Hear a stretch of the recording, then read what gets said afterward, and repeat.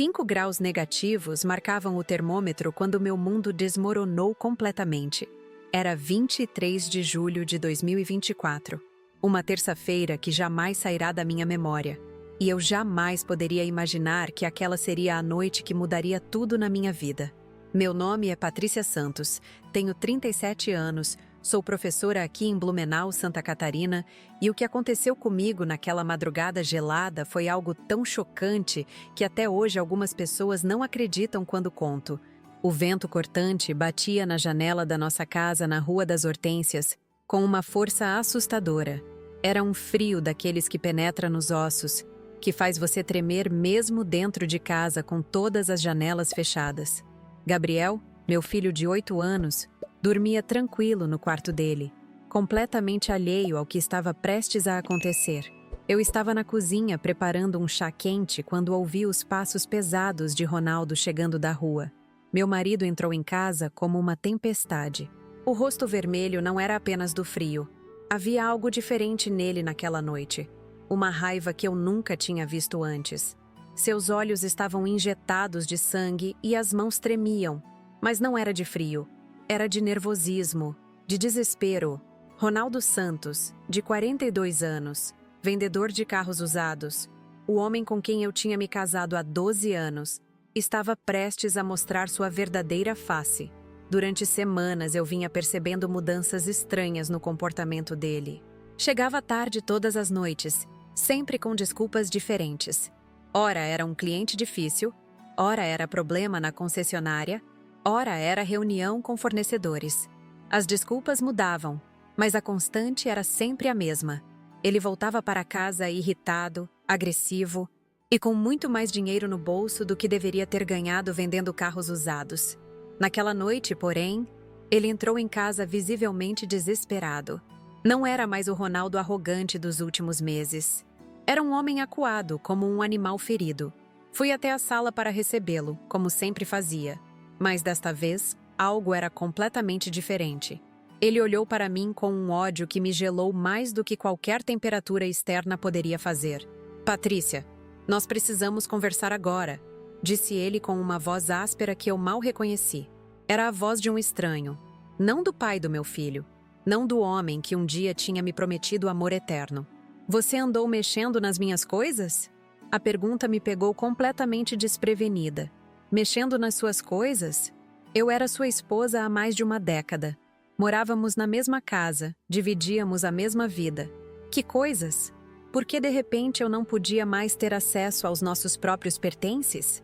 Mas algo no tom dele me alertou que aquele não era momento para questionamentos. Ronaldo, que coisas? Não entendi. Respondi tentando manter a calma, embora meu coração já estivesse acelerado. Havia algo terrivelmente errado acontecendo e eu podia sentir no ar. Não se faça de desentendida comigo, Patrícia. Você mexeu na gaveta do meu escritório. Sei que mexeu, gritou ele. E seu grito ecoou pela casa inteira. Torci para que Gabriel não acordasse.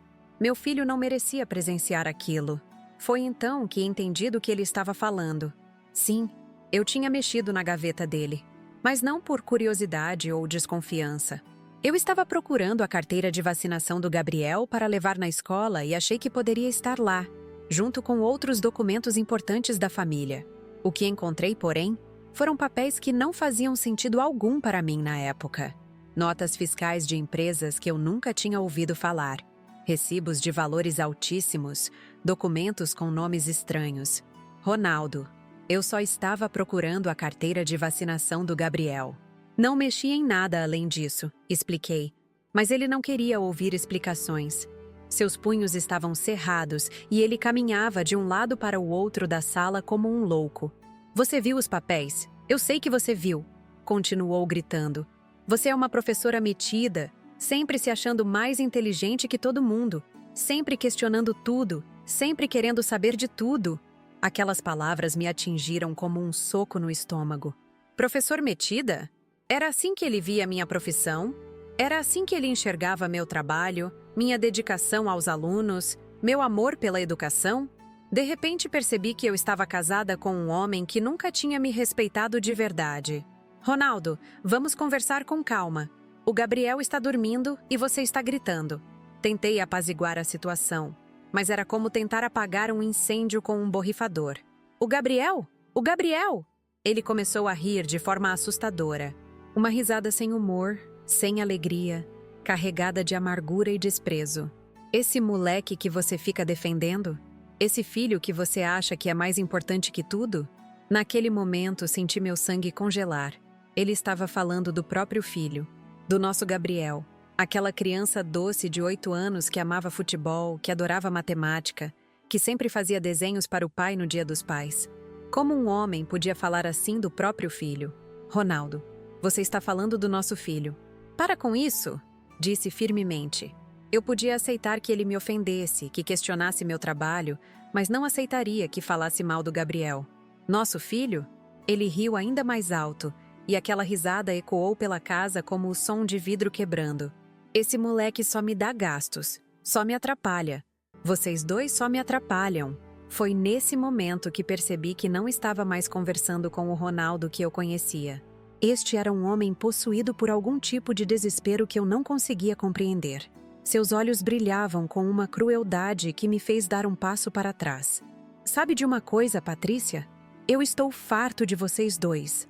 Farto de sustentar uma professora que ganha uma miséria e um moleque que só me dá despesas. Ronaldo, você bebeu? Usou alguma coisa? Você não está falando coisa com coisa.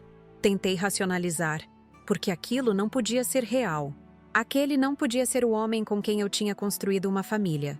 Eu estou falando coisa com coisa sim. Eu estou falando a verdade pela primeira vez nesta casa. Ele se aproximou de mim com um olhar ameaçador. Vocês dois são um peso na minha vida. Um peso que eu não quero mais carregar.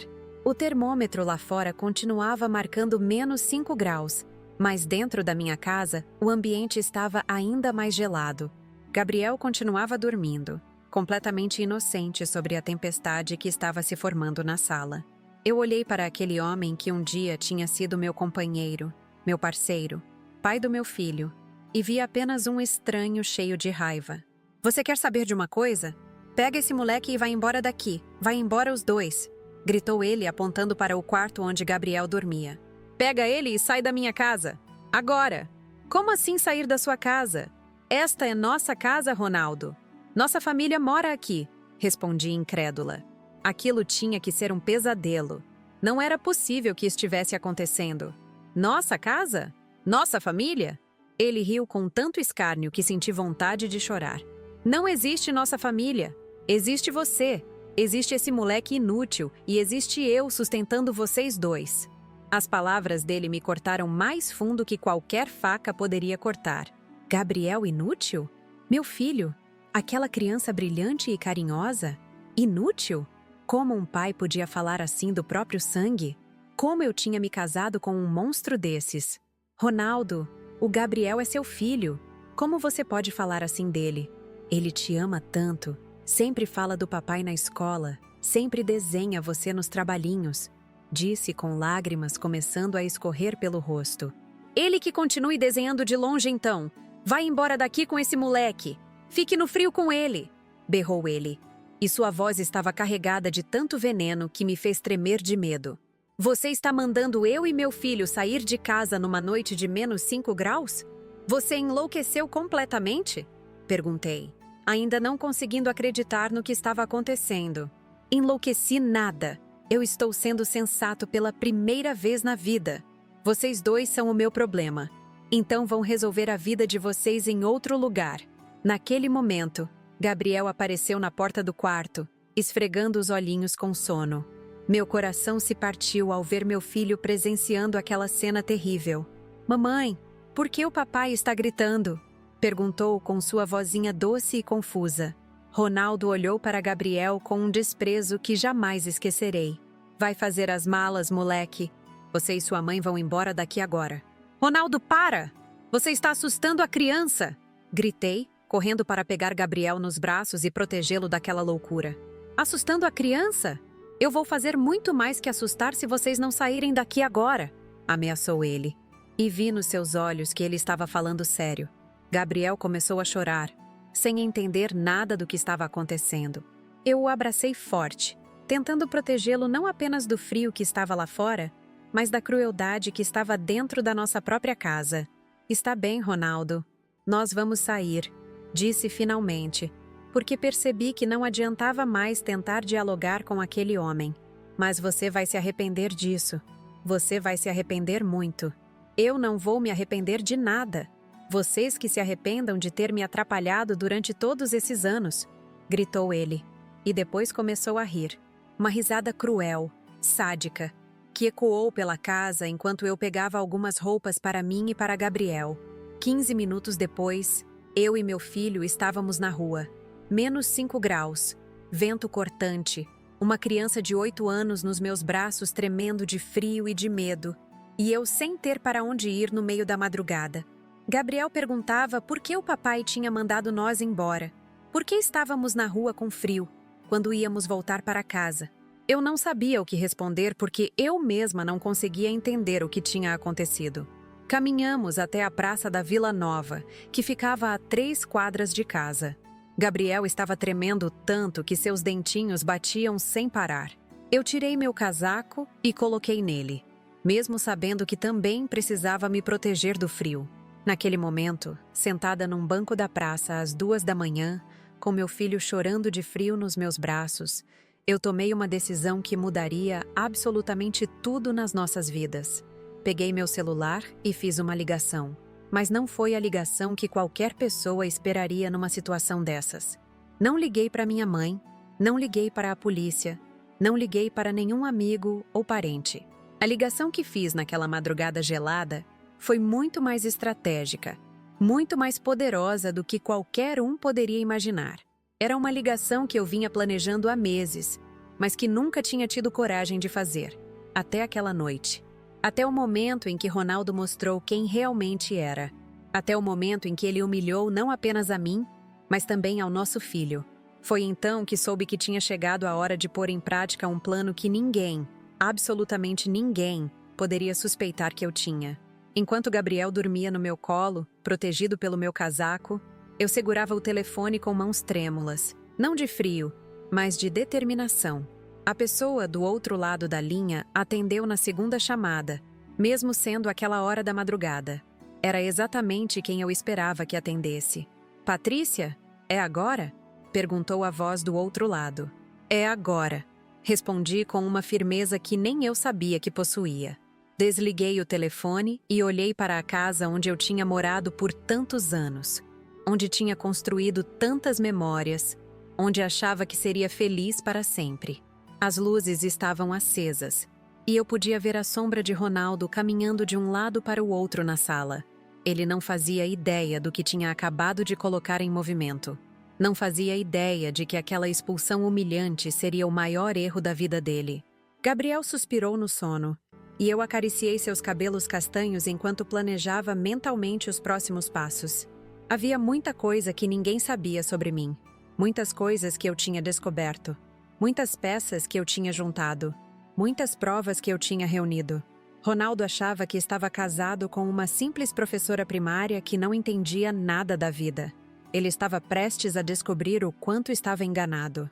Me fala aí nos comentários de onde vocês são e qual cidade estão assistindo esse vídeo agora.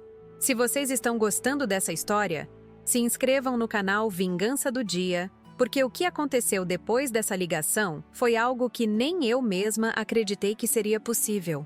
Comentem também se vocês já passaram por alguma situação parecida, se conhecem alguém que já foi humilhado assim.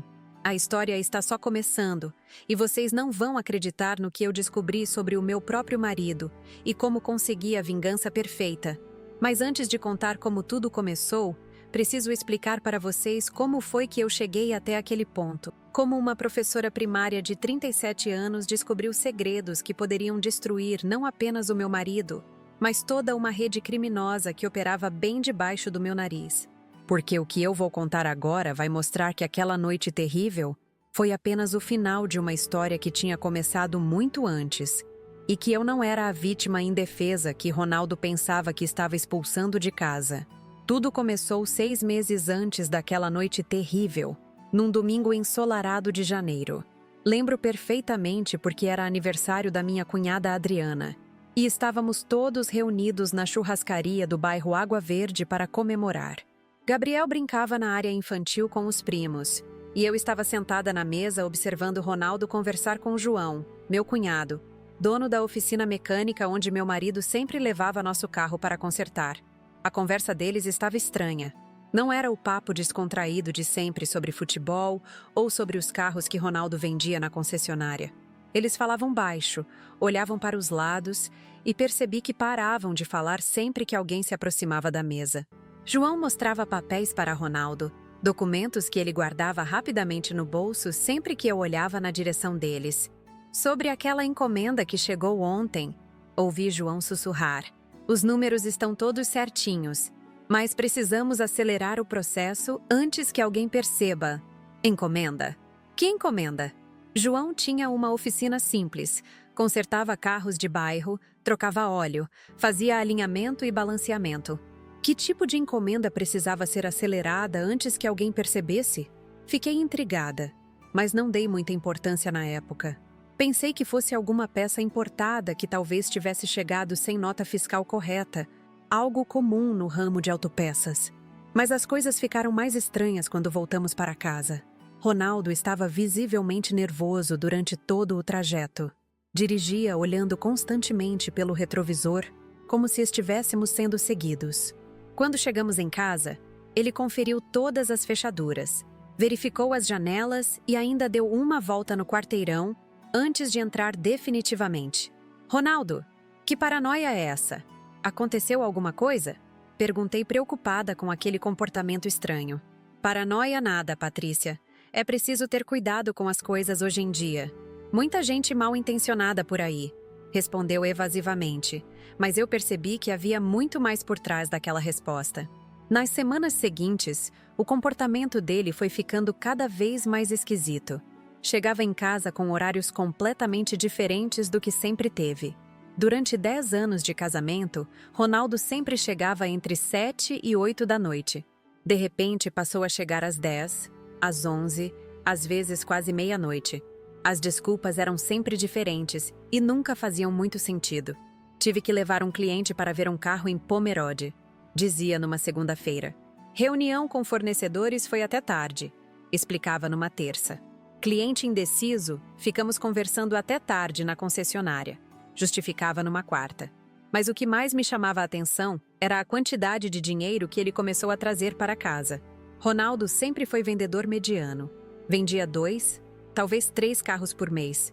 E nossa vida financeira era tranquila, mas sem luxos. Éramos uma família de classe média baixa, econômica, que programava as compras e planejava os gastos. De repente, ele chegava em casa com maços de dinheiro no bolso.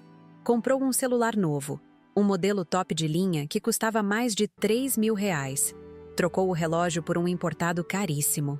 Começou a falar em reformar a casa, em trocar a televisão, em fazer uma viagem para o Nordeste nas férias de julho. Tudo isso sem ter vendido nenhum carro a mais do que o normal. De onde está vindo tanto dinheiro, Ronaldo? Você ganhou um bônus especial na concessionária? Perguntei certa noite quando ele chegou com R$ 5.000 em espécie na carteira. Consegui uma comissão boa numa venda especial. Um cliente comprou 3 carros de uma vez para a empresa dele, respondeu sem me olhar nos olhos.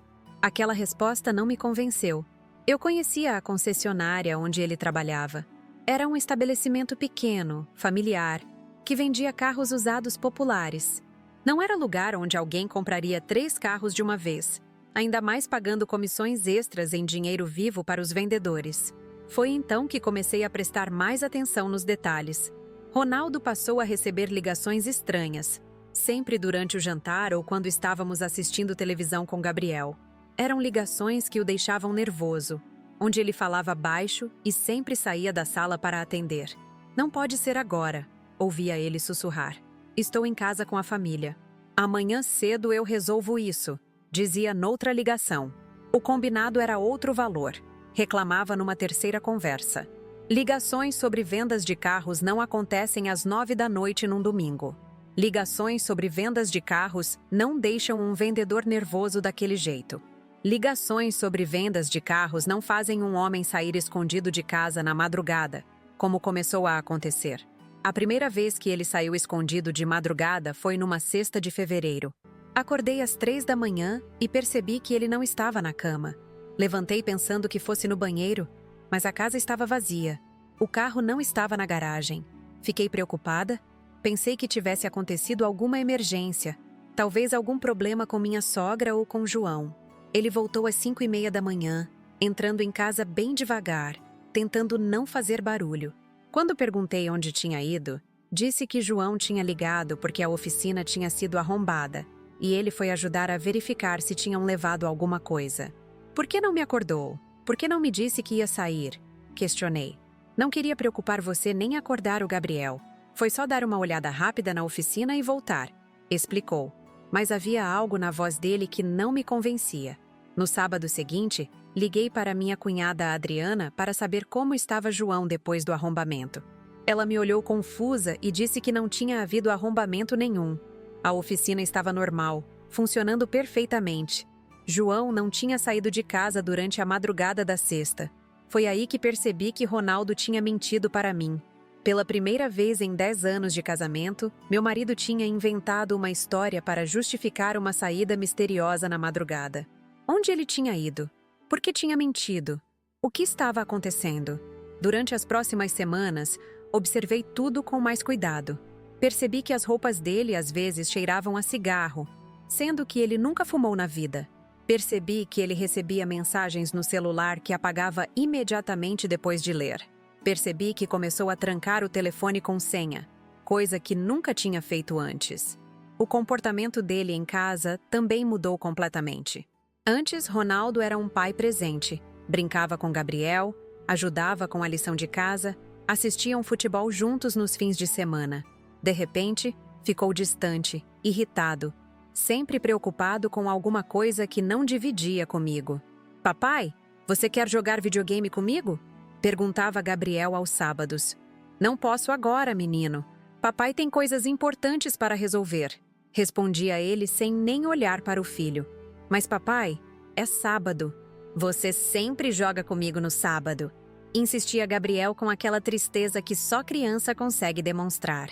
Eu disse que não posso. Vai brincar sozinho ou pede para a mãe brincar com você. Gritava Ronaldo, deixando nosso filho magoado e confuso. Aquilo me partia o coração. Gabriel não entendia por que o pai tinha mudado tanto, por que não queria mais brincar, por que estava sempre bravo. Eu também não entendia, mas estava decidida a descobrir. A primeira pista real apareceu numa tarde de março. Ronaldo tinha esquecido a carteira em casa e ligou pedindo para eu levar na concessionária. Quando cheguei lá, descobri que ele não estava trabalhando naquele dia.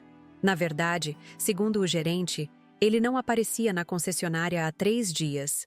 Dona Patrícia, o Ronaldo não veio trabalhar desde segunda-feira. Disse que estava com problemas pessoais para resolver. A senhora não sabia? Perguntou o gerente, deixando claro que eu não fazia ideia do que meu próprio marido andava fazendo. Saí da concessionária completamente confusa. Se Ronaldo não estava trabalhando, onde passava os dias? De onde vinha o dinheiro que ele trazia para casa? Por que mentia sobre estar trabalhando? As peças não se encaixavam de forma alguma.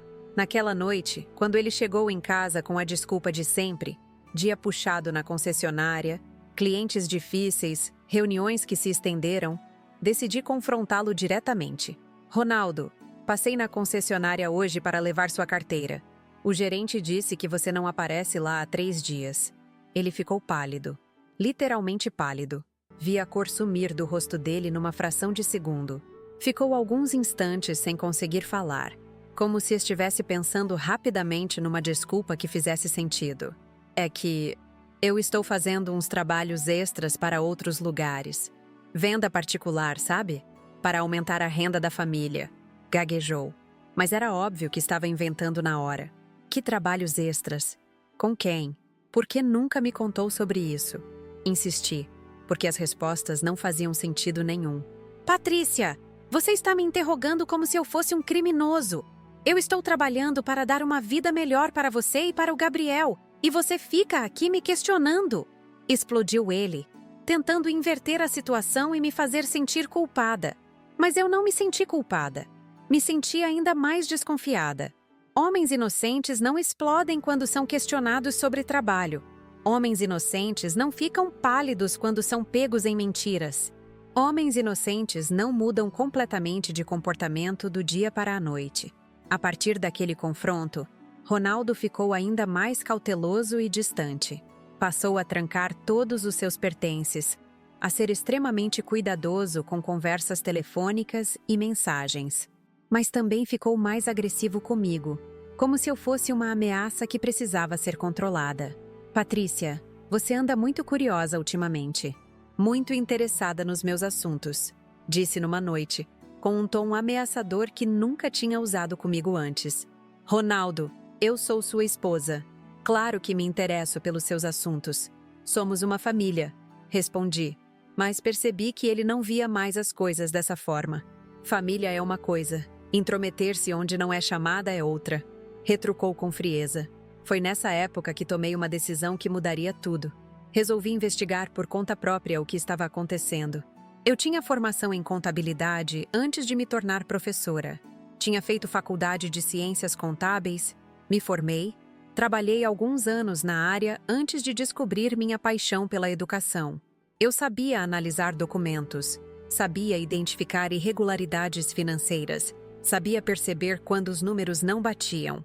Comecei a observar todos os papéis que Ronaldo deixava em casa. Anotava números de telefones que apareciam nas ligações, marcas e horários das saídas misteriosas, valores que ele trazia para casa. Criava planilhas mentais, cruzava informações, tentava encontrar padrões. A descoberta que mudou tudo aconteceu numa quinta-feira de abril. Ronaldo tinha saído cedo e esquecido um papel no bolso da calça que colocou no cesto de roupas sujas. Era um recibo manuscrito, sem timbre de empresa, com um valor de R$ 15.000 e uma assinatura que eu não conhecia. R$ 15.000? Era mais do que Ronaldo ganhava oficialmente em 6 meses de trabalho. O que era aquilo? Por que estava escondido no bolso da calça dele como se fosse algo secreto? Foi quando decidi que precisava da ajuda de alguém que entendesse do assunto. Alguém que pudesse me orientar sobre o que fazer com aquelas informações que eu estava coletando. Alguém que soubesse identificar se realmente havia algo criminoso acontecendo ou se eu estava apenas sendo paranoica. Lembrei do irmão da Adriana, que trabalhava como investigador da Polícia Federal. Eduardo Carvalho, um homem sério, discreto, que poderia me dar uma orientação sem expor a situação toda de uma vez. Marquei um encontro com ele numa cafeteria do centro, longe de casa, longe de qualquer lugar onde pudesse encontrar conhecidos. Patrícia, pelo que você está me descrevendo, existem várias possibilidades. Pode ser sonegação fiscal, pode ser lavagem de dinheiro, pode ser envolvimento com receptação, explicou Eduardo depois de ouvir meu relato. Mas para ter certeza, precisaríamos de mais provas concretas. Que tipo de provas? Perguntei, sentindo um frio na barriga. Documentos, registros bancários, gravações de conversas. Coisas que comprovem a origem ilegal do dinheiro, respondeu Eduardo. E foi aí que entendi que estava diante de algo muito mais sério do que imaginava. E se eu conseguir essas provas, o que acontece? Depende do que for descoberto. Mas se realmente houver crime, seu marido pode ser preso. Você precisa ter certeza de que quer seguir por esse caminho. Saí daquele encontro com a cabeça fervilhando de dúvidas e certezas ao mesmo tempo. Dúvidas sobre se estava fazendo a coisa certa, se não estava destruindo minha própria família por causa de paranoias. Certezas de que não podia fingir que nada estava acontecendo. Não podia aceitar viver numa mentira. Não podia permitir que Gabriel crescesse num ambiente de ilegalidade. Decidi que precisava de provas concretas. Não podia mais viver na incerteza, fingindo que tudo estava normal enquanto meu mundo desmoronava aos poucos.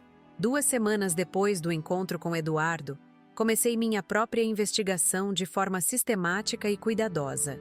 Eu era professora, mas minha formação em contabilidade me dava ferramentas que Ronaldo nunca imaginou que eu possuísse. O primeiro passo foi criar uma rotina de observação sem levantar suspeitas. Toda manhã, depois que Ronaldo saía e Gabriel ia para a escola, eu vasculhava metodicamente todos os pertences dele que ficavam em casa. Não era bisbilhotice de esposa ciumenta. Era investigação séria, documentada, fotografada. Encontrei o primeiro conjunto de evidências numa pasta que ele mantinha trancada dentro do armário do nosso quarto. Consegui abrir a fechadura com um grampo. Habilidade que aprendi assistindo vídeos no YouTube durante as madrugadas, quando não conseguia dormir de tanta preocupação. Dentro da pasta, havia documentos que fizeram meu sangue gelar. Notas fiscais de empresas fantasmas com valores astronômicos. Recibos de pagamentos em dinheiro assinados por pessoas com nomes obviamente falsos. João da Silva, Maria dos Santos, José Pereira. Transferências bancárias entre contas de diferentes estados, sempre em valores que ficavam abaixo do limite que obriga a comunicação ao Banco Central. Era lavagem de dinheiro na cara. Meu marido estava envolvido em lavagem de dinheiro. Fotografei tudo com meu celular, cuidando para manter os documentos na posição exata em que os encontrei. Criei uma pasta secreta no meu computador, protegida por senha, onde organizei todas as imagens por data e tipo de documento. Meu treinamento em contabilidade permitiu identificar padrões que uma pessoa comum jamais perceberia. Os valores seguiam uma lógica específica. Nunca ultrapassavam R$ 10.000 por transferência. Sempre eram fracionados em quantias menores. Sempre envolviam contas de estados diferentes. Santa Catarina, Paraná, Rio Grande do Sul, São Paulo. Era um esquema sofisticado, bem arquitetado, que movimentava centenas de milhares de reais mensalmente. Mas eu precisava saber qual era a origem do dinheiro sujo que estava sendo lavado. Durante 3 semanas, segui discretamente os movimentos de Ronaldo sempre que possível. Descobri que ele não estava mais trabalhando na concessionária havia 2 meses. O gerente confirmou que ele havia pedido demissão, alegando que tinha encontrado algo melhor. Algo melhor era a oficina do João, mas não para consertar carros. A oficina tinha se tornado um ponto de recebimento e redistribuição de mercadorias roubadas. Cargas de caminhões eram descarregadas lá durante a madrugada, os produtos eram redistribuídos para outros locais e o dinheiro era lavado através de empresas fantasmas. Descobri isso numa manhã de maio, quando resolvi faltar no trabalho alegando que estava doente. Deixei Gabriel na escola normalmente e voltei para casa, mas não entrei. Fiquei observando de longe, escondida atrás da casa da vizinha Dona Conceição, que viajava sempre nessa época do ano para visitar a filha em Curitiba. Vi Ronaldo sair de casa às 9h30 da manhã e seguir em direção à oficina do João. Caminhei pelas ruas paralelas, sempre me mantendo a uma distância segura, até chegar próxima à oficina. O que vi me deixou apavorada e, ao mesmo tempo, me deu todas as confirmações que precisava. Havia 3 caminhões estacionados nos fundos da oficina. Homens descarregavam caixas e mais caixas, todas sem identificação externa. Ronaldo estava lá, com uma prancheta na mão, anotando quantidades e conferindo as mercadorias. João coordenava a operação, dando ordens para onde cada tipo de caixa deveria ser levada. Era um depósito de receptação funcionando em plena luz do dia, disfarçado de oficina mecânica. Filmes até 9 faixas, pneus importados, peças automotivas caríssimas, eletrônicos de última geração. Tudo obviamente roubado de cargas que circulavam pelas rodovias da região. Fotografei tudo o que pude do meu esconderijo. Placas dos caminhões, rostos dos envolvidos, número aproximado de caixas, horários de chegada e saída dos veículos. Estava montando um dossiê completo sem que ninguém desconfiasse de nada. Quando voltei para casa, antes mesmo de buscar Gabriel na escola, liguei para Eduardo. Marcamos um novo encontro, desta vez em São Bento do Sul, numa cidade vizinha onde não correria o risco de encontrar conhecidos. Mostrei todas as fotos, todos os documentos, todo o material que havia coletado. Eduardo ficou impressionado com a qualidade das evidências que eu tinha reunido. Patrícia, isso aqui é material suficiente para montar uma operação federal. Estamos falando de uma rede de receptação e lavagem de dinheiro que pode envolver dezenas de pessoas em várias cidades. O que eu faço agora? Perguntei, sentindo o peso da responsabilidade. Você tem 2 opções. Pode entregar tudo isso para nós e se afastar completamente da situação. Ou pode aceitar colaborar de forma mais ativa com a investigação. Colaborar como? Como informante. Continue coletando informações. mas agora de forma coordenada conosco. Seria uma colaboração oficial, com proteção federal e recompensa ao final da operação. A palavra informante ecoou na minha cabeça durante dias. Eu me tornaria uma informante contra meu próprio marido. Seria capaz de fazer isso? Seria certo fazer isso? Gabriel perderia o pai. Eu perderia meu casamento. Nossa vida desmoronaria completamente. Mas então lembrei das mentiras, das humilhações, do dinheiro sujo circulando pela minha casa, do meu filho crescendo num ambiente criminoso. Lembrei da mudança de comportamento de Ronaldo, da frieza com que tratava Gabriel ultimamente, da agressividade crescente comigo. Aquele homem não era mais o pai que meu filho merecia ter. Uma semana depois, liguei para Eduardo e disse que aceitava colaborar. Foi o início de 6 meses de terror, ansiedade, mas também de empoderamento como nunca tinha sentido na vida. A primeira orientação foi instalar um aplicativo especial no meu celular que gravaria automaticamente todas as conversas que acontecessem dentro de casa. Eduardo me ensinou como posicionar o telefone para captar melhor o áudio, como salvar os arquivos em nuvem para que não fossem perdidos se o aparelho fosse descoberto. Também recebi orientações sobre como fotografar documentos de forma profissional, como me comportar para não levantar suspeitas e como estabelecer contato de emergência caso me sentisse em perigo. Havia códigos, horários específicos para ligações, locais predeterminados para encontros. Era como estar dentro de um filme de espionagem. As primeiras gravações confirmaram tudo o que eu suspeitava. Ronaldo recebia ligações quase diárias sobre encomendas que chegaram, mercadorias que precisavam ser redistribuídas e pagamentos que estavam atrasados. Escutei conversas detalhadas sobre roubos de carga que aconteceriam em determinadas rodovias, sobre suborno a fiscais rodoviários e sobre a divisão dos lucros entre os membros da quadrilha.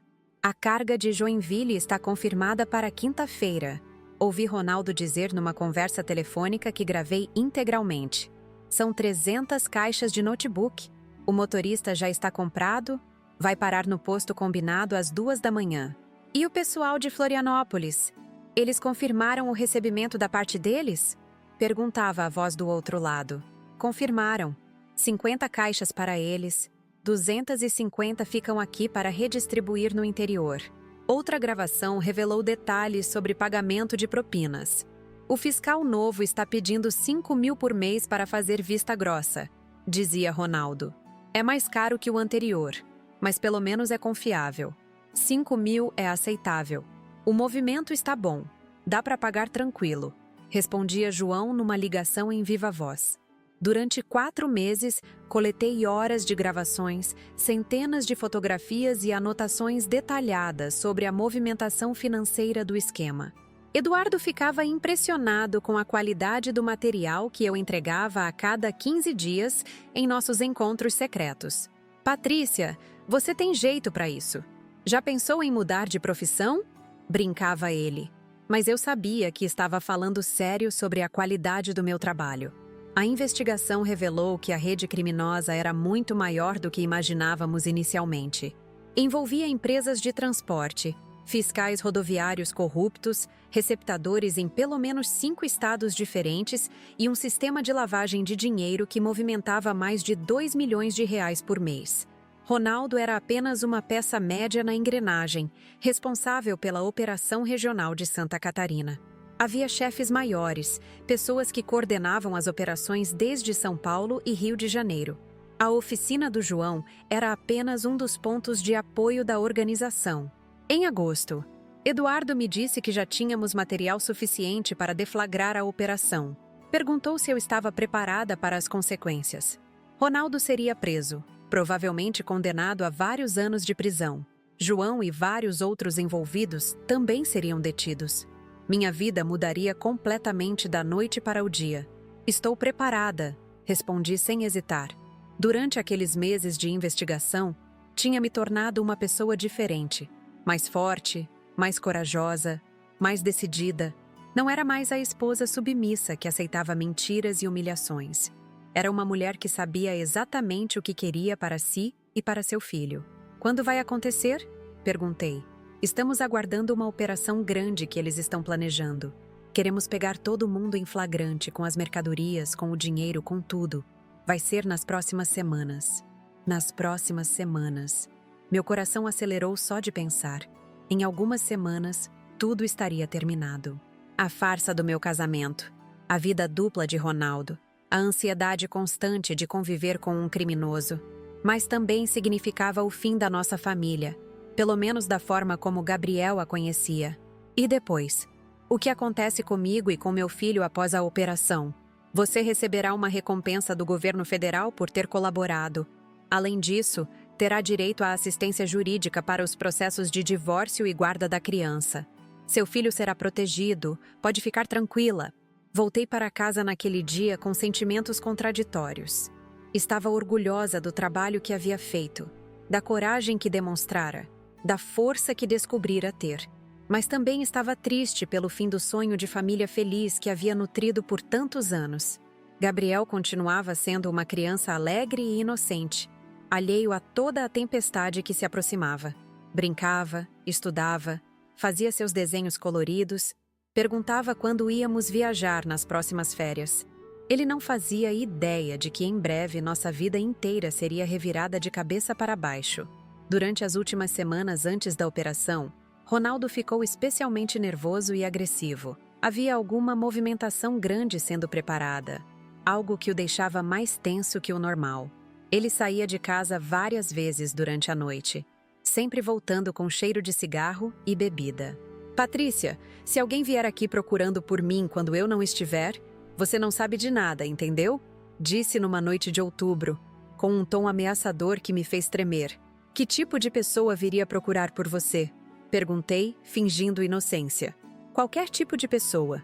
Você simplesmente não sabe de nada. Nem onde eu trabalho, nem com quem ando, nem que horas saio ou volto. Nada. Aquela conversa foi integralmente gravada e enviada para Eduardo no dia seguinte. Era mais uma evidência de que Ronaldo sabia que estava envolvido em atividades perigosas e ilegais. A data para a operação foi marcada para uma terça-feira do final de outubro.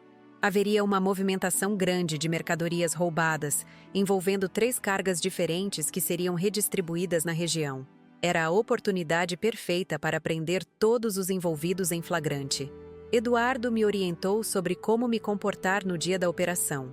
Deveria levar Gabriel para a escola normalmente, ir trabalhar como sempre, manter a rotina para não levantar suspeitas. A prisão aconteceria durante a tarde, quando a movimentação das mercadorias estivesse no auge. Patrícia, você tem certeza absoluta de que quer seguir com isso? Depois que começar, não tem mais volta, disse Eduardo no nosso último encontro antes da operação. Tenho certeza absoluta, respondi com uma firmeza que surpreendeu até a mim mesma. Saí daquele encontro sabendo que minha vida de mentiras estava chegando ao fim.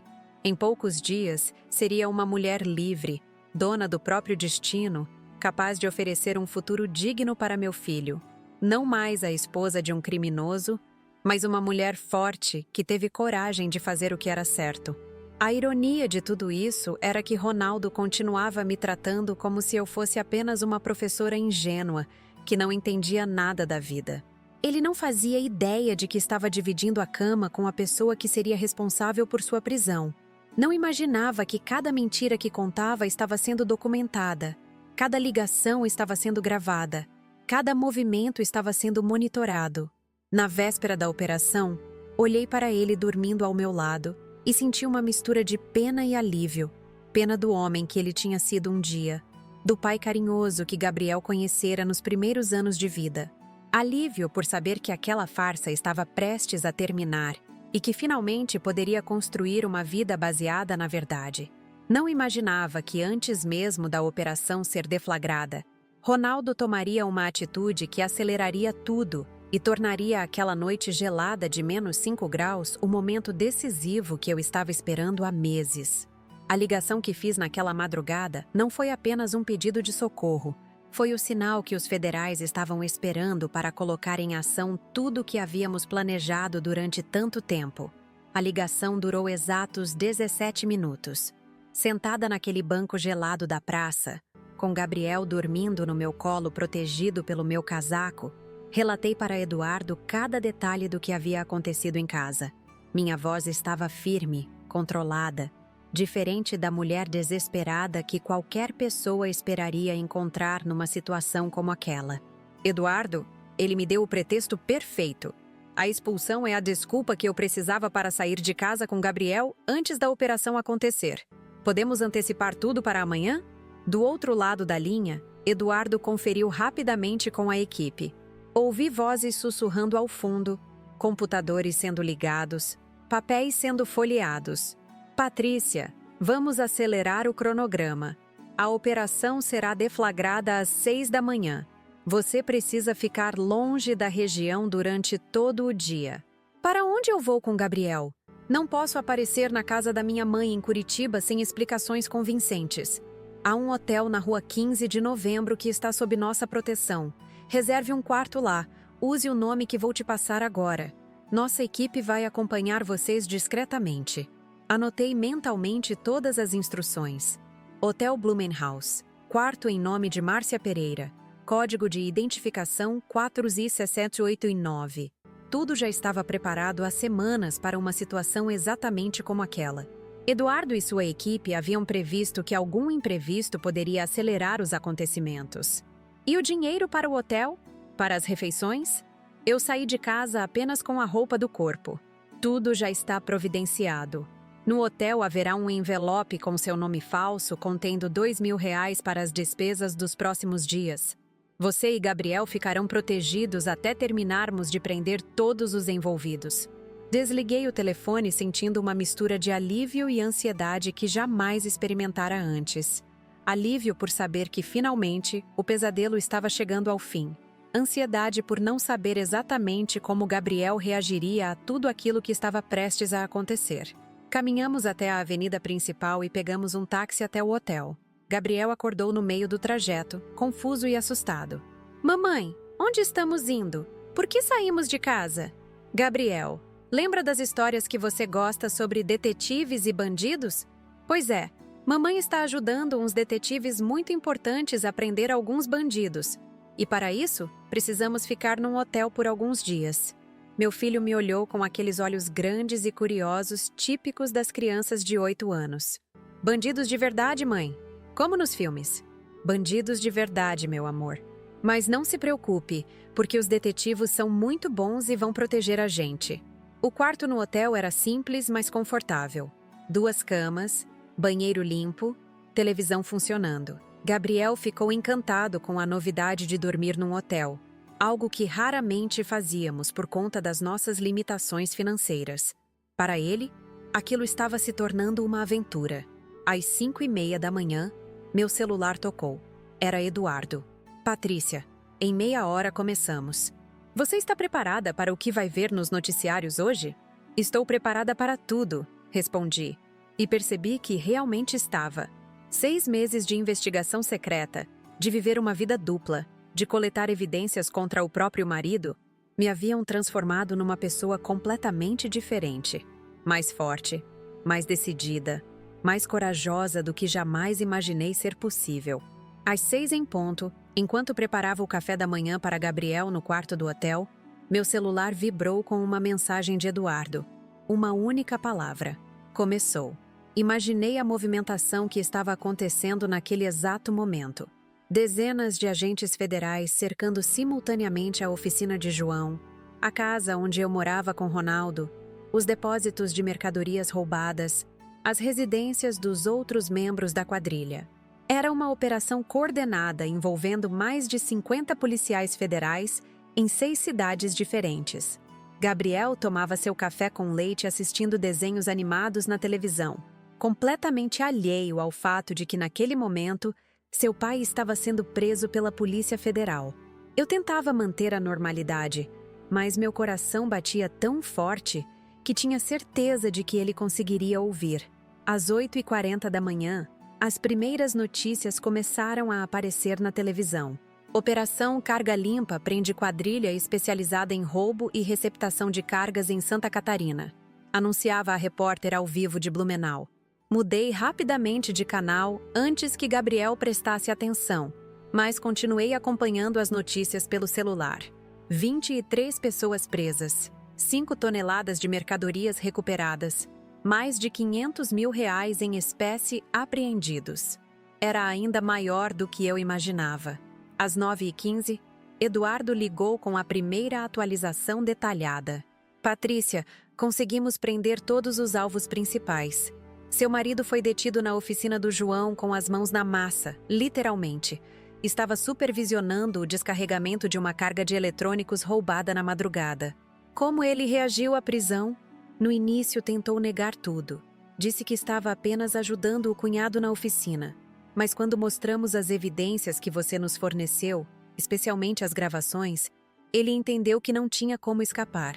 E o João, também preso. Na verdade, descobrimos que ele era um dos coordenadores regionais da operação. A oficina dele era o centro de distribuição de toda a região metropolitana de Blumenau. Durante todo aquele dia, recebi atualizações regulares sobre o desenrolar da operação. A cada ligação, Eduardo me dava novos detalhes sobre o tamanho da rede criminosa que eu havia ajudado a desmantelar. Havia ramificações em São Paulo, Paraná, Rio Grande do Sul e até mesmo no Mato Grosso do Sul. Patrícia, você não faz ideia da dimensão do trabalho que fez. Essa quadrilha operava há mais de 5 anos e movimentava cerca de R$ 20 milhões anuais. Era uma das maiores redes de receptação do sul do Brasil. R$ 20 milhões anuais. Eu estava casada com um membro de uma organização criminosa que movimentava R$ 20 milhões por ano e vivia numa casa simples. Levava meu filho numa escola pública, economizava para comprar roupas novas. Ronaldo escondia não apenas as atividades ilegais, mas também a verdadeira dimensão dos lucros que obtinha com elas. No final da tarde, Eduardo veio pessoalmente ao hotel para me dar a atualização final do dia e explicar os próximos passos. Gabriel estava dormindo depois de um dia inteiro de brincadeiras no quarto. Cansado, mas feliz com aquela aventura inesperada. Seu marido vai ser indiciado por formação de quadrilha, receptação qualificada, lavagem de dinheiro e sonegação fiscal. Está enfrentando uma pena que pode passar dos 10 anos de prisão. 10 anos? A informação me atingiu como um soco. Por mais que soubesse que Ronaldo estava envolvido em crimes graves, 10 anos de prisão significavam que Gabriel cresceria sem o pai presente. Pode ser reduzida se ele colaborar com as investigações, mas pelo que vi hoje, ele ainda está negando várias acusações. Acha que consegue se safar apenas culpando os outros. E eu? Qual é a minha situação agora? Eduardo sorriu pela primeira vez desde que o conhecia. Você é oficialmente uma heroína nacional, Patrícia. Sua colaboração foi fundamental para desmantelar uma das maiores redes de receptação de cargas do país. O Ministério da Justiça já aprovou uma recompensa de R$ 50 mil pelo seu trabalho. R$ 50 mil. Era mais dinheiro do que eu havia visto junto na vida inteira. Era a chance de recomeçar completamente, de dar uma vida digna para Gabriel, de realizar sonhos que nem ousava sonhar quando estava casada com Ronaldo. Mas existe uma condição, continuou Eduardo. Você terá que testemunhar no julgamento. Será protegida durante todo o processo, mas seu depoimento será fundamental para garantir a condenação de todos os envolvidos. Vou testemunhar contra meu próprio marido num tribunal? Vai testemunhar contra um criminoso que enganou você durante anos, que expôs você e seu filho a riscos enormes, que construiu uma vida baseada em mentiras e ilegalidades. Não se esqueça de quem você realmente está ajudando a punir. Eduardo tinha razão. Eu não estaria testemunhando contra o pai do meu filho, mas contra um homem que havia traído nossa confiança de forma imperdoável. Um homem que preferiu envolver a família numa vida criminosa a buscar formas honestas de sustento. Nos dias seguintes, enquanto permanecíamos no hotel sob proteção federal, acompanhei todo o desenrolar das investigações através da imprensa e dos relatórios que Eduardo me passava diariamente. A operação havia sido um sucesso absoluto. 23 prisões, milhões em mercadorias recuperadas, dezenas de empresas fantasmas desarticuladas. Gabriel começou a fazer perguntas mais diretas sobre quando voltaríamos para casa e quando veria o pai novamente. Eram conversas difíceis, dolorosas, que me obrigaram a encontrar formas delicadas de explicar para uma criança de 8 anos que nossa vida havia mudado para sempre. Mamãe, o papai fez alguma coisa errada? Perguntou numa manhã enquanto tomávamos café no hotel. Sim, meu amor. Papai fez coisas muito erradas e agora precisa ficar num lugar especial para aprender a ser uma pessoa melhor. Como na escola, quando a gente faz alguma coisa errada e fica de castigo. Exatamente como na escola, Gabriel. Só que é um castigo para adultos e demora mais tempo. Nos primeiros dias após a prisão, Ronaldo tentou entrar em contato comigo através de advogados e conhecidos em comum. Queria explicações sobre meu paradeiro e o de Gabriel. Queria entender por que não estava visitando-o na prisão. Queria que eu providenciasse um advogado para defendê-lo. Ignorei todos os recados. Não tinha mais nada para falar com aquele homem. Nossa conversa havia terminado na madrugada em que ele me expulsou de casa gritando para eu ficar no frio com meu filho. Tudo o que tinha para dizer a ele seria dito no tribunal, durante meu depoimento como testemunha de acusação. 2 semanas após a operação, Eduardo me comunicou que eu estava liberada para deixar o hotel e retomar minha vida normal. A fase mais perigosa havia passado. Todos os membros importantes da quadrilha estavam presos. Não havia mais riscos para minha segurança ou a de Gabriel. Normal é uma palavra relativa na sua situação, disse Eduardo. Você pode voltar para casa, pode retomar o trabalho, mas terá que lidar com a exposição na imprensa, com as perguntas dos vizinhos, com toda a repercussão que uma operação desse tamanho gera.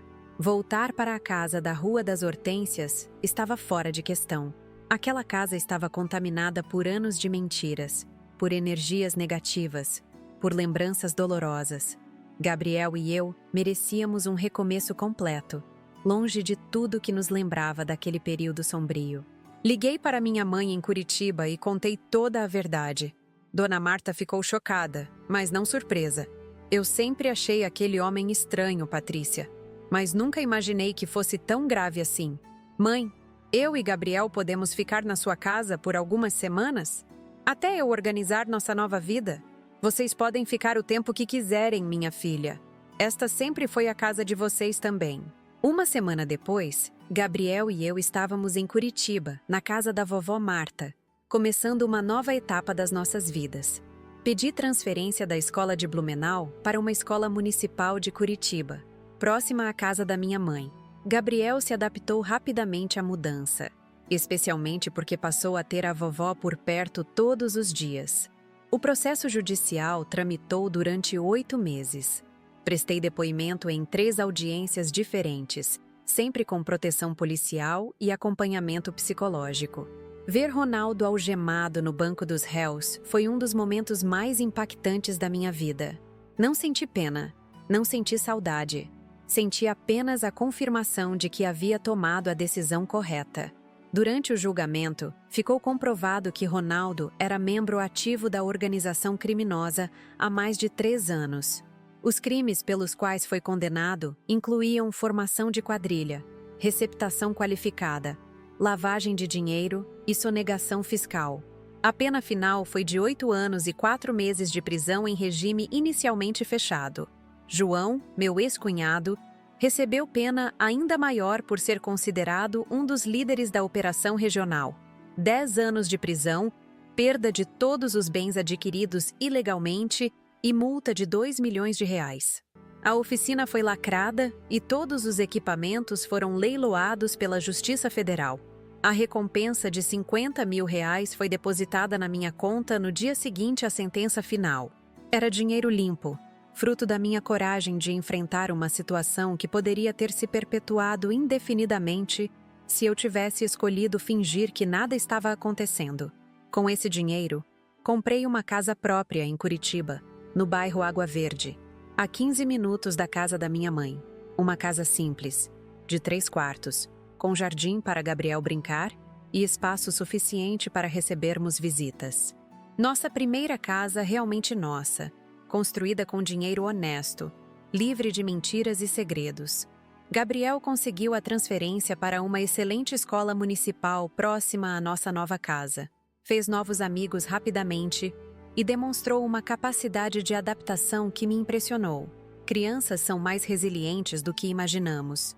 especialmente quando sentem que estão sendo protegidas por adultos que realmente se importam com seu bem-estar. Hoje, quando olho para trás, sei que aquela madrugada gelada de -5 graus foi o momento mais decisivo da minha vida. A ligação que fiz naquela praça não foi apenas um pedido de socorro, foi a concretização de meses de planejamento, coragem e determinação para fazer o que era certo, independentemente das consequências pessoais. A primeira manhã na nossa casa nova foi mágica. Gabriel acordou correndo pelos cômodos, explorando cada cantinho, gritando: "Mãe, olha que quintal grande! E mãe, posso plantar uma árvore aqui?" Ver meu filho feliz, realmente feliz, numa casa que era verdadeiramente nossa, me fez entender que toda a dor dos últimos meses havia valido a pena. Compramos móveis novos, escolhidos por nós dois. Gabriel ajudou a decidir a cor da tinta do seu quarto, azul claro com estrelas douradas no teto. Plantamos roseiras no jardim, instalamos um balanço debaixo da jabuticabeira que já existia no quintal. Era como se estivéssemos construindo não apenas uma casa, mas uma nova identidade familiar. A diretora da nova escola, Dona Rosângela Machado, me recebeu com muito carinho quando soube da nossa história. A notícia da operação havia repercutido nacionalmente, e ela me tratava com um respeito que jamais havia experimentado. "Professora Patrícia, o que a senhora fez foi um ato de coragem excepcional. É uma honra tê-la conosco. Minha nova turma era de 3º ano, 22 alunos curiosos e carinhosos que rapidamente se apegaram a mim. Ensinar novamente me devolvia a sensação de propósito que havia perdido durante os meses de investigação secreta. Era reconfortante voltar a ser apenas uma professora, sem segundas intenções, sem mentiras para manter." Gabriel se adaptou à nova escola melhor do que eu ousava esperar.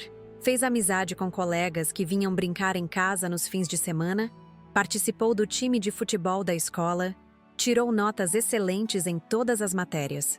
Era como se a ausência do ambiente tenso que vivíamos em Blumenau tivesse liberado todo o potencial dele. 3 meses após nossa mudança, recebi uma ligação inesperada de Eduardo. "Patrícia, preciso te dar uma notícia. Seu ex-marido está pedindo visitas ao Gabriel na prisão." Meu sangue gelou. Era algo que eu sabia que poderia acontecer, mas esperava que Ronaldo tivesse a decência de não colocar nosso filho numa situação tão constrangedora. "Ele pode fazer isso legalmente?" "Pode.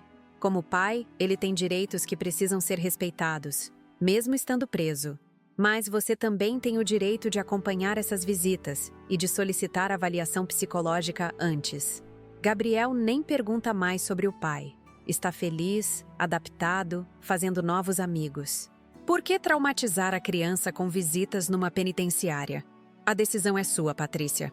Podemos contestar juridicamente, argumentando que não é do melhor interesse da criança. Tenho contatos de advogados especializados em direito de família que podem te ajudar. Conversei com Gabriel naquela noite, tentando entender o que ele sentia em relação ao pai. Sua resposta me surpreendeu pela maturidade. "Mamãe, eu sei que o papai fez coisas ruins. Ele gritava muito, deixava você triste. Agora a gente é feliz aqui com a vovó. Eu não quero ver o papai num lugar triste." A sabedoria infantil às vezes é mais certeira que qualquer análise psicológica. Gabriel havia processado tudo à sua maneira e chegado às suas próprias conclusões. Não havia ressentimento, apenas a compreensão de que nossa vida estava melhor sem Ronaldo. Contratei a advogada que Eduardo recomendou, doutora Carla Montenegro, especialista em direito de família e proteção de menores. Ela analisou todo o caso e construiu uma argumentação sólida para impedir as visitas. O ambiente prisional não é adequado para uma criança de 8 anos, especialmente considerando o trauma que ela já sofreu com a prisão do pai. O processo tramitou durante 4 meses. Durante esse período, recebi várias tentativas de contato de Ronaldo através de advogados e conhecidos. Ele queria conversar comigo, queria explicações, queria que eu levasse Gabriel para visitá-lo. Todas essas tentativas foram rejeitadas categoricamente. A decisão judicial foi favorável a nós. O juiz determinou que as visitas só poderiam acontecer quando Gabriel completasse 12 anos e manifestasse vontade própria de ver o pai. Até lá, Ronaldo poderia apenas enviar cartas, que seriam analisadas por assistentes sociais antes de serem entregues. Nunca chegou nenhuma carta. 6 meses depois da mudança para Curitiba, tomei uma decisão que selou definitivamente minha transformação pessoal. Resolvi cursar uma pós-graduação em psicopedagogia, uma área que sempre me interessou, mas que nunca tive recursos para investir. Com parte do dinheiro da recompensa, paguei o curso integralmente e ainda sobrou uma quantia considerável para investimentos. Descobri que tinha jeito para lidar com crianças que apresentavam dificuldades de aprendizagem, especialmente aquelas que vinham de lares desestruturados. Minha própria experiência me dava uma compreensão única dos traumas que essas crianças carregavam. Gabriel demonstrava cada vez mais orgulho de mim. Minha mãe é uma heroína de verdade, contava para os colegas na escola. Ela ajudou a polícia a prender bandidos perigosos. A autoestima dele havia se transformado completamente. De criança insegura que presenciava brigas constantes em casa, havia se tornado um menino confiante, comunicativo, cheio de sonhos. 1 ano após nossa mudança, recebi uma proposta que mudaria nossas vidas novamente. O Ministério da Educação estava criando um programa nacional para capacitação de professores em identificação de violência doméstica e familiar. Queriam que eu participasse como consultora, viajando pelo Brasil para treinar educadores. Era uma oportunidade única de transformar minha experiência pessoal em ferramenta para ajudar outras mulheres. Aceitei imediatamente, mesmo sabendo que significaria viajar regularmente e deixar Gabriel com minha mãe durante alguns dias por mês. O primeiro curso que ministrei foi em Salvador. 50 professoras reunidas para aprender a identificar sinais de violência doméstica em alunos e suas mães. Contar minha história para aquela plateia foi um dos momentos mais emocionantes da minha vida. Ver o impacto que minhas palavras causavam, perceber que poderia salvar outras famílias do que passei, me deu uma sensação de propósito que jamais havia experimentado. Professora Patrícia, disse uma das participantes ao final do curso, sua coragem salvou não apenas sua família, mas pode salvar centenas de outras. Obrigada por compartilhar sua experiência conosco. Durante 2 anos, percorri o Brasil inteiro ministrando esses cursos. Recife, Manaus, Porto Alegre, Goiânia, Belo Horizonte. Conheci histórias similares à minha. Mulheres que viviam em silêncio situações de abuso e criminalidade. Muitas saíram dos cursos decididas a tomar atitudes corajosas em suas próprias vidas. Gabriel ficava orgulhoso das minhas viagens. Criamos um mapa na parede do quarto dele, onde marcávamos todas as cidades que eu visitava. Mamãe, você já foi em 18 estados, dizia ele, contando as marcações coloridas. Minha mãe se revelou uma avó excepcional.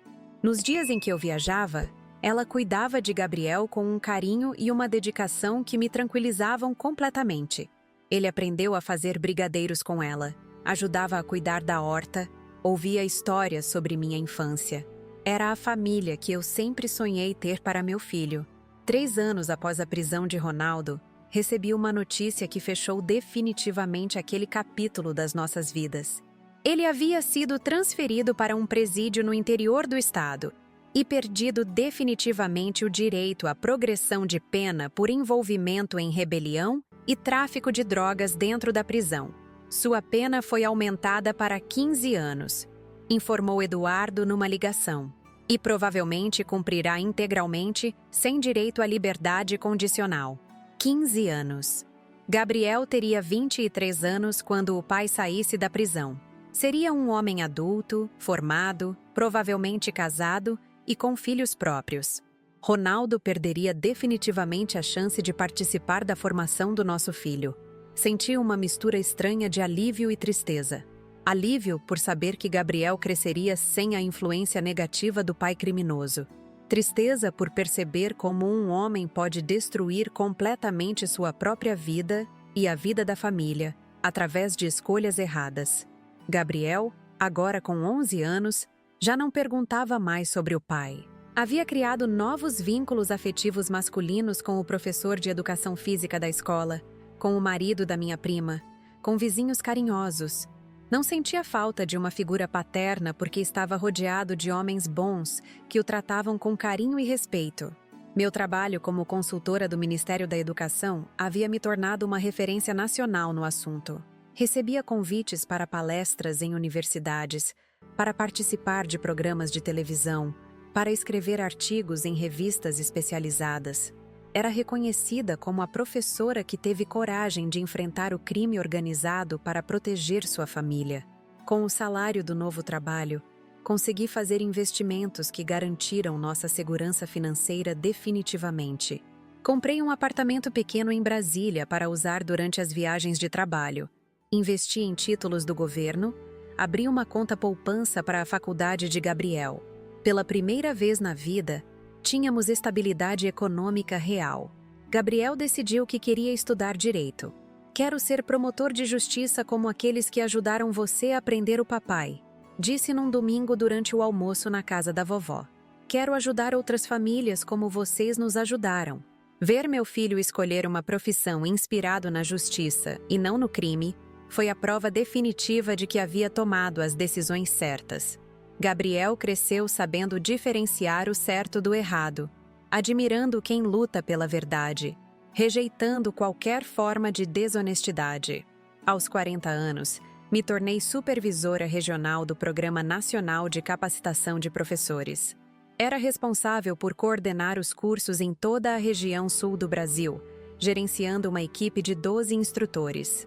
Tinha autonomia para criar novos módulos de treinamento, para adaptar o conteúdo às realidades locais, para expandir o programa para novas áreas. Numa tarde de sexta-feira, recebendo relatórios da equipe no meu escritório em Curitiba, refleti sobre toda a jornada que havíamos percorrido. De uma professora submissa casada com um criminoso a uma das principais autoridades nacionais em educação contra a violência doméstica. De uma família vivendo de mentiras a uma vida construída sobre bases sólidas de verdade e justiça. Gabriel, agora adolescente, continuava sendo o meu maior orgulho. Líder da turma na escola, voluntário em projetos sociais, menino educado e respeitoso que conquistava a admiração de todos que o conheciam. Nada nele lembrava o ambiente tóxico em que havia passado os primeiros anos de vida. A vingança perfeita não foi destruir Ronaldo, mas construir uma vida que provasse que suas escolhas estavam completamente erradas. Ele optou pelo crime, pelas mentiras, pela destruição da família. Nós optamos pela verdade, pela justiça, pela construção de algo belo e duradouro. Hoje, quando conto essa história nos cursos que ministro pelo país, sempre termino com a mesma reflexão. A coragem de fazer o certo, mesmo quando é difícil, sempre compensa no final. Pode doer no momento, pode parecer impossível, pode exigir sacrifícios enormes, mas a paz de consciência e a dignidade reconquistada valem qualquer preço. Ronaldo achava que estava casado com uma professora ingênua que jamais teria coragem de enfrentá-lo. Descobriu tarde demais que estava dividindo a vida com uma mulher muito mais forte e determinada do que jamais suspeitou. A humilhação daquela madrugada gelada de -5 graus foi o maior erro da vida dele e o primeiro dia da minha libertação. Pessoal, chegamos ao final desta história que mudou completamente minha vida e a vida do meu filho Gabriel. Quando comecei a contar para vocês sobre aquela noite terrível de -5 graus, quando meu próprio marido me expulsou de casa com meu filho nos braços, eu jamais imaginava que vocês acompanhariam cada detalhe desta jornada com tanto carinho e atenção. Quero fazer um resumo de tudo o que aconteceu, porque sei que muitos de vocês ficaram impressionados com as reviravoltas desta história. E, principalmente, quero que vocês entendam a mensagem de força e coragem que está por trás de cada momento que relatei aqui. Tudo começou quando percebi que meu marido Ronaldo estava mentindo para mim. As chegadas tardias, o dinheiro inexplicável que aparecia em casa, as ligações misteriosas, as saídas durante a madrugada. Eu poderia ter fingido que nada estava acontecendo, como muitas mulheres fazem quando preferem viver na zona de conforto das mentiras. Mas escolhi investigar. Escolhi buscar a verdade, mesmo sem saber aonde isso me levaria. Durante 6 meses, vivi uma vida dupla. De dia, era a professora Patrícia, Esposa dedicada, mãe carinhosa. De noite, me transformava numa investigadora particular, fotografando documentos, gravando conversas, anotando movimentações suspeitas. Descobri que estava casada com um membro ativo de uma quadrilha especializada em roubo e receptação de cargas, que movimentava milhões de reais por ano. A decisão de colaborar com a Polícia Federal foi a mais difícil da minha vida. Significava trair o pai do meu filho, destruir nossa família, expor Gabriel a uma situação traumática. Mas também significava fazer a coisa certa, proteger meu filho de crescer num ambiente criminoso, livrar nossa família de uma vida baseada em mentiras e ilegalidades. Por 4 meses, fui informante oficial da Polícia Federal. Coletei evidências, gravei conversas, documentei toda a operação criminosa da qual Ronaldo fazia parte. Cada dia era uma tortura psicológica, convivendo com um homem que não sabia que estava sendo investigado pela própria esposa. Mas eu tinha um objetivo maior: garantir que meu filho crescesse longe daquele mundo sombrio. A noite em que Ronaldo me expulsou de casa foi, paradoxalmente, a melhor coisa que poderia ter acontecido. Ele me deu o pretexto perfeito para sair de casa com Gabriel antes da operação policial ser deflagrada. Quando ele gritou para eu ficar no frio com meu filho, ele não imaginou que estava assinando sua própria sentença de prisão. A ligação que fiz naquela madrugada gelada não foi um pedido de socorro desesperado. Foi o sinal que a Polícia Federal estava esperando para colocar em ação meses de planejamento. Em poucas horas, 23 pessoas foram presas, incluindo Ronaldo e meu cunhado João. Milhões em mercadorias roubadas foram recuperados. Uma das maiores redes de receptação do sul do Brasil foi desmantelada. A recompensa de R$50 mil que recebi do governo federal foi apenas o começo da minha transformação. Com esse dinheiro, comprei nossa primeira casa própria em Curitiba, longe de tudo que nos lembrava daquele período sombrio. Gabriel e eu recomeçamos nossas vidas numa cidade nova, numa casa nova, com sonhos novos. Ronaldo foi condenado a mais de 15 anos de prisão. Perdeu definitivamente o direito de participar da criação do nosso filho. Gabriel cresceu sem a influência negativa do pai criminoso e se tornou um adolescente exemplar, estudioso, sonhando em ser promotor de justiça para ajudar outras famílias como a nossa. Minha carreira profissional se transformou completamente. De simples professora primária, me tornei consultora nacional do Ministério da Educação, especialista em violência doméstica e familiar. Viajo o Brasil inteiro ministrando cursos, contando minha história, ajudando outras mulheres a encontrarem coragem para enfrentar situações similares à que vivi. Hoje, aos 40 anos, sou supervisora regional de um programa que já capacitou mais de 10 mil professores em todo o país. Tenho estabilidade financeira, uma carreira sólida, uma casa própria e, principalmente, um filho que me orgulha todos os dias. Gabriel hoje tem 15 anos, é líder da turma na escola, voluntário em projetos sociais, um jovem que sabe diferenciar o certo do errado. A vingança perfeita não foi destruir Ronaldo, mas construir uma vida que provasse que ele estava completamente errado. Ele escolheu o crime, as mentiras, a destruição da família. Nós escolhemos a verdade, a justiça, a construção de algo belo e duradouro. Ele está preso há 5 anos e ainda tem 10 anos pela frente. Gabriel e eu estamos livres, felizes, realizados. Quando olho para trás, percebo que aquela madrugada terrível de -5 graus foi o momento mais importante da minha vida. Foi quando descobri uma força dentro de mim que nem sabia que existia. Foi quando entendi que mulher nenhuma precisa aceitar humilhação, mentira ou qualquer tipo de abuso. Foi quando aprendi que fazer a coisa certa, mesmo sendo difícil, sempre compensa no final. Muitas pessoas me perguntam se eu não sinto pena de Ronaldo, se não tenho remorso por ter causado a prisão dele. A resposta é simples. Sinto pena do homem que ele poderia ter sido se tivesse feito escolhas diferentes. Mas não tenho nem um segundo de remorso por ter protegido meu filho e por ter ajudado a tirar criminosos das ruas. Gabriel nunca demonstrou ressentimento por ter crescido sem o pai. Pelo contrário, Ele entende perfeitamente que nossa vida melhorou depois que saímos daquele ambiente tóxico. Ele tem orgulho de mim. Conta para os amigos que tem uma mãe heroína. Sonha em seguir carreira no direito inspirado na justiça que viu sendo feita em nossa própria família.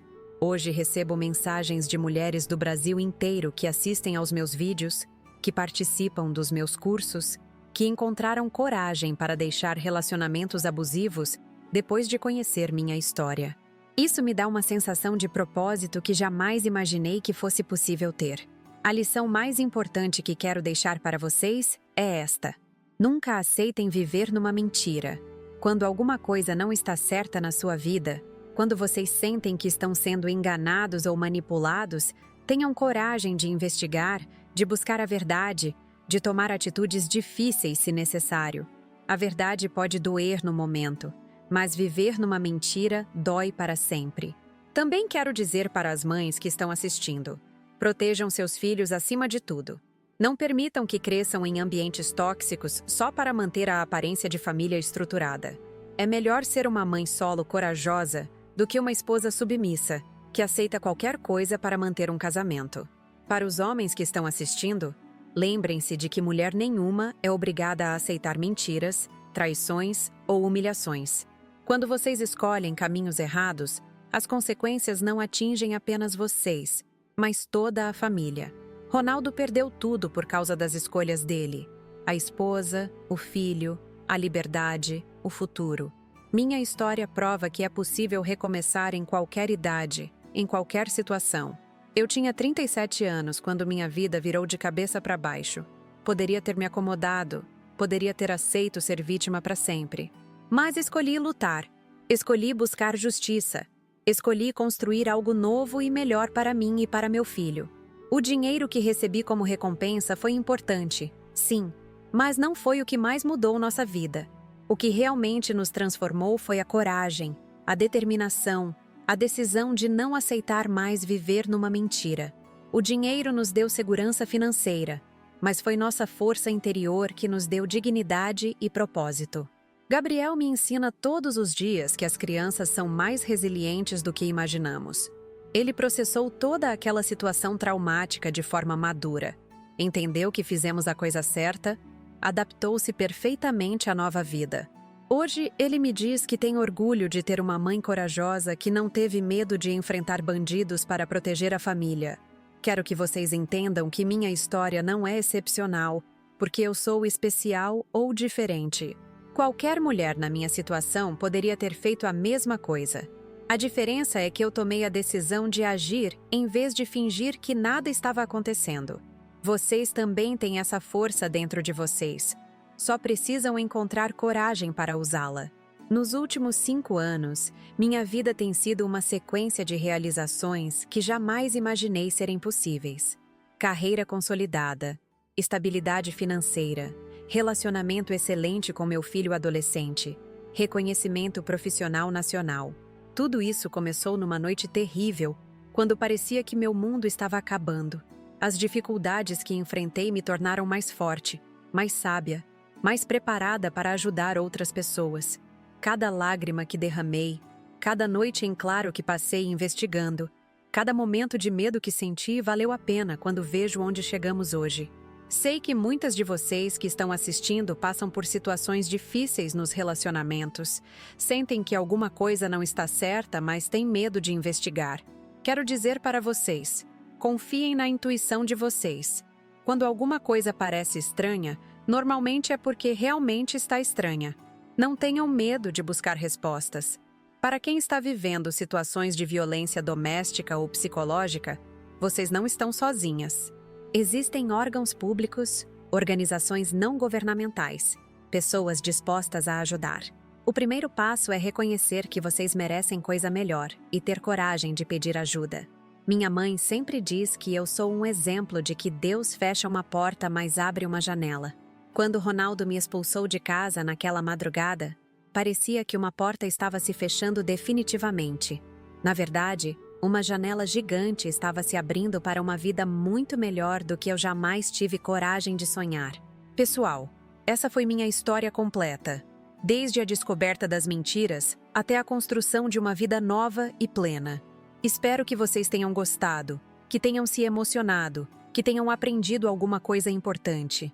Mas, principalmente, espero que tenham entendido que sempre é possível recomeçar quando temos coragem de fazer o que é certo. Se vocês gostaram dessa história, me ajudem muito se inscrevendo no canal Vingança do Dia. Aqui vocês vão encontrar muitas outras histórias reais de pessoas que encontraram coragem para mudar suas vidas, que enfrentaram situações difíceis e conseguiram dar a volta por cima. São histórias inspiradoras que podem ajudar vocês nos momentos difíceis da vida.